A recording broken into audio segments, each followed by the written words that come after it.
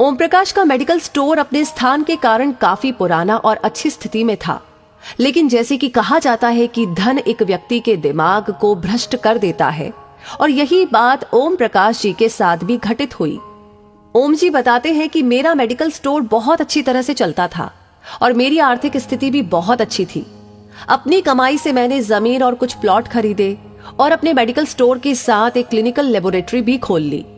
लेकिन मैं यहाँ झूठ नहीं बोलूंगा कि मैं एक बहुत ही लालची किस्म का आदमी था, क्योंकि मेडिकल फील्ड में 2 गुनी नहीं बल्कि कई गुना कमाई होती है। शायद ज्यादातर लोग इस बारे में नहीं जानते होंगे कि मेडिकल प्रोफेशन में 10 रुपए में आने वाली दवा आराम से 70 से 80 रुपए में बिक जाती है। लेकिन अगर कोई मुझसे कभी 2 रुपए भी कम करने को कहता तो मैं ग्राहक को मना कर देता। खैर, मैं हर किसी के बारे में बात नहीं कर रहा हूँ, सिर्फ अपनी बात कर रहा हूँ।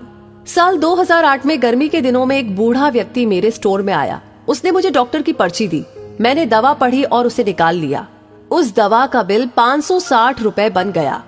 उस बूढ़े ने अपनी सारी जेब खाली कर दी, लेकिन उसके पास कुल 180 रुपए थे। मैं उस समय बहुत ही गुस्से में था, क्योंकि मुझे काफी समय लगाकर उस बूढ़े व्यक्ति की दवा निकालनी पड़ी थी और ऊपर से उसके पास पर्याप्त पैसे भी नहीं थे। बूढ़ा दवा लेने से भी मना नहीं कर पा रहा था, शायद उसे दवा की सख्त जरूरत थी। फिर उस बूढ़े व्यक्ति ने कहा कि मेरी मदद करो, मेरे पास कम पैसे हैं और मेरी पत्नी बीमार है, हमारे बच्चे भी हमें पूछते नहीं है। मैं अपनी पत्नी को इस तरह वृद्धावस्था में मरते हुए नहीं देख सकता। लेकिन मैंने उस समय उस बूढ़े व्यक्ति की बात नहीं सुनी और उसे दवा वापस छोड़ने के लिए कहा। यहाँ पर मैं एक बात कहना चाहूंगा कि वास्तव में उस बूढ़े व्यक्ति की दवा की कुल राशि 120 रुपए ही बनती थी। अगर मैंने उससे 150 रुपए भी लिए होते तो भी मुझे 30 रुपए का मुनाफा ही होता। लेकिन मेरे लालच ने उस बूढ़े लाचार व्यक्ति को भी नहीं छोड़ा। फिर मेरी दुकान पर खड़े एक दूसरे ग्राहक ने अपनी जेब से पैसे निकाले और उस बूढ़े आदमी के लिए दवा खरीदी, लेकिन इसका भी मुझ पर कोई असर नहीं हुआ।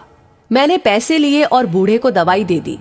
समय बीतता गया और साल 2009 आ गया। मेरे इकलौते बेटे को ब्रेन ट्यूमर हो गया। पहले तो हमें पता ही नहीं चला, लेकिन जब पता चला तो बेटा मृत्यु के कगार पर था। पैसा बहता रहा और लड़के की बीमारी खराब होती गई। प्लॉट बिक गया, जमीन बिक गई और आखिरकार मेडिकल स्टोर भी बिक गया। लेकिन मेरे बेटे की तबीयत बिल्कुल नहीं सुधरी।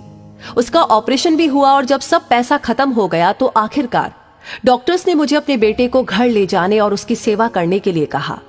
उसके बाद 2012 में मेरे बेटे का निधन हो गया।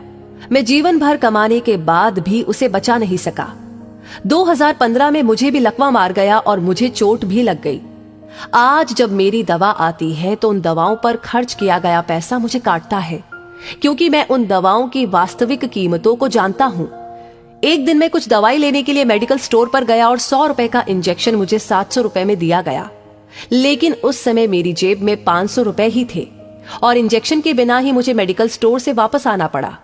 उस समय मुझे उस बूढ़े व्यक्ति की बहुत याद आई और मैं घर चला गया। मैं लोगों से कहना चाहता हूं कि ठीक है कि हम सभी कमाने के लिए बैठे हैं, क्योंकि हर किसी के पास एक पेट है, लेकिन वैध तरीके से कमाए। गरीब लाचारों को लूट कर कमाई करना अच्छी बात नहीं है, क्योंकि नरक और स्वर्ग केवल इस धरती पर ही है, कहीं और नहीं। और आज मैं नरक भुगत रहा हूं। पैसा हमेशा मदद नहीं करता, हमेशा ईश्वर के भय से चलो, उसका नियम अटल है।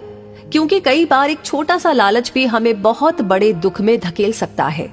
तो दोस्तों, इस कहानी को सुनकर आप क्या महसूस करते हैं? अपनी राय हमें जरूर बताएं और इस वीडियो को ज्यादा से ज्यादा शेयर करें।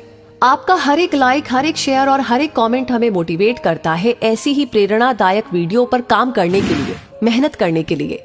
साथ ही हमारी हर वीडियो को सबसे पहले पाने के लिए हमारे पेज को फॉलो करना ना भूलें। धन्यवाद।